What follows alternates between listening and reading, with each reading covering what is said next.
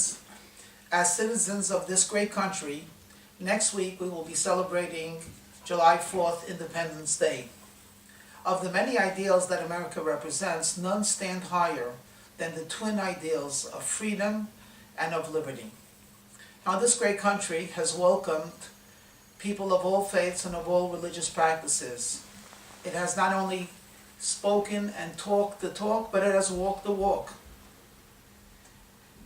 We American Jews are especially grateful to America because, unlike Europe, we have never experienced in this country a pogrom or an expulsion or federally mandated anti-Semitism.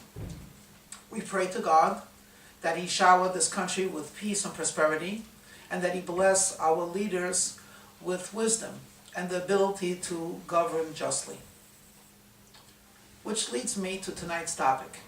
Why in such a country, and in a city, San Francisco, which is known for its tolerance and welcomes diversity, why in this particular city, at this particular time, is there talk of proposing a ban on circumcision?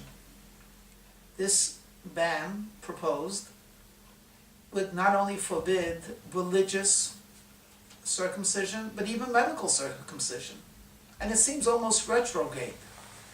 How could such a challenge to personal liberty and a direct affront to the Bill of Rights, which allows us freedom to practice our religion, how in such a city could there even be such talk about such a law? Well, I would like to offer a spiritual perspective. First, by observation. Challenges do things to people, but the challenges that cause an effect or a reaction go in two different ways. Sometimes a challenge can make you weaker. It can make you doubt what you're standing for. And there are other times the challenge actually strengthens your belief. It affirms who you are, and it clarifies your position. This is true on the most lofty of levels and the most simple of levels. Even a hairstyle. Your child comes down with a hairstyle, and you look at your child once and a second time, and you say, "Huh? What's that?" And your child says, "You don't like it?" You say, "Like it? It's not you. It doesn't speak about you." And you give your child your feedback. Some children will say, "Uh-oh, I goofed. I'm going to the hairdresser. Tomorrow I'll change." Others will take your evaluation of them as a challenge, and they'll say, "It actually does talk to me. It actually reflects what I'm trying to be." In fact, they might get so strong and adamant about their new high hairstyle that they might even actually go buy a wardrobe that supports it. Again, your child comes home and says, "I want to major in literature." And you look in horror. Literature, liberal arts, how is that going to help you make a living? "No, I want you to go into the sciences." Well, you share your feelings, and the child, being challenged, might say, "Maybe I was immature, maybe I was hasty, maybe I should change my mind, maybe I should change my major." Or the very fact that you disagreed brings out not only an obstinacy, but actually brings out a deeper form of wisdom. "No, this does talk to me, this is very important." And they can now explain to you the value of a liberal arts education. When we Jewish people are going to hear about this proposed ban, I believe it should make us stronger.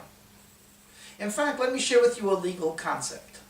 In Jewish law, if a man comes to the court of law and he has a document, and there are two signatures, and with this document he wants, for example, Reuven to pay him X amount of money. And the court of law reads it, it seems genuine and authentic, and they say to Reuven, "Pay up." And Reuven says, "What? Pay up? I don't trust this document. I believe it was forged, and the signatures are forged." So Bezdin, then, the court of law, then asks the person, "Go find someone that knows the signature of these two witnesses and have them come and notarize that these signatures are genuine. And sure enough, that's what he does. He finds witnesses to testify on the signatures that are on this document, and then according to Jewish law, once it has been challenged and notarized, it can never be challenged again. And from here we could derive a very interesting lesson.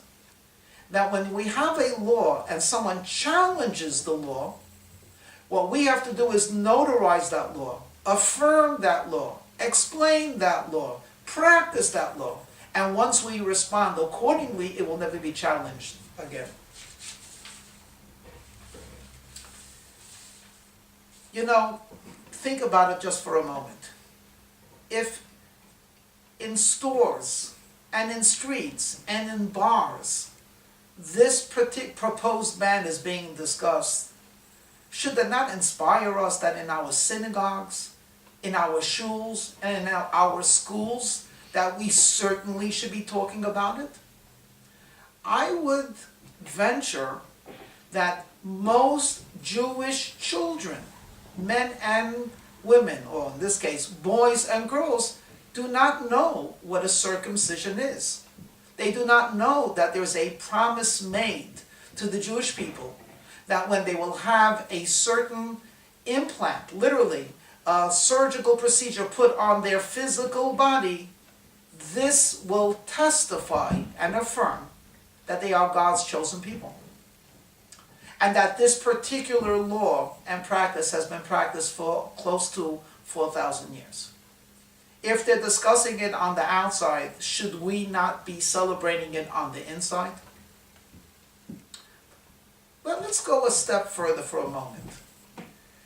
Most of us could understand that a Jewish home that has a mezuzah, a message is being conveyed. Here is a home. There is holiness and spiritual practices in this home, and therefore we are giving a sign as you enter this home that this is a house of holiness. Would it be too far out to suggest that our body houses a soul, a neshama, a distinctive Jewish spiritual perspective on life itself, and that on this house should be a sign, should be a mezuzah, should be an indication that the physical body of a Jew is as sacred and holy as its soul.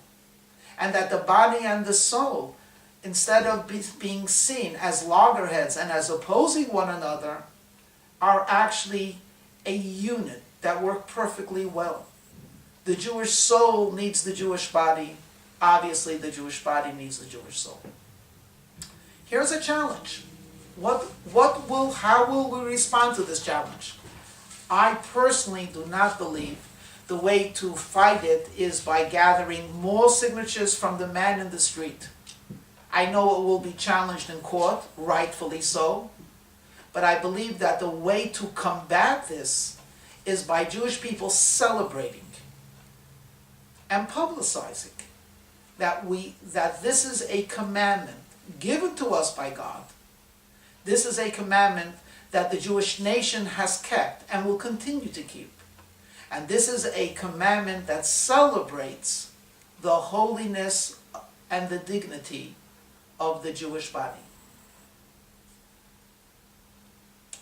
Someone once said that a country's greatness is measured not by the produce or by what it exports. A nation's greatness is expressed by the greatness of its inhabitants. All of us are unique, and that's not meant to be humorous. Each and every one of us has a mission and a responsibility. The Jewish nation, the Jewish people, the Jewish religion, we are unique. We have so much to contribute to the world society. Deeper yet, our job is to spiritualize this world, to bring out the truth that the physical and material can and should go together with the spiritual and the holy. Let us truly become great. Let us celebrate our destiny, and by doing so, we will bring greatness to America. Have a happy 4th.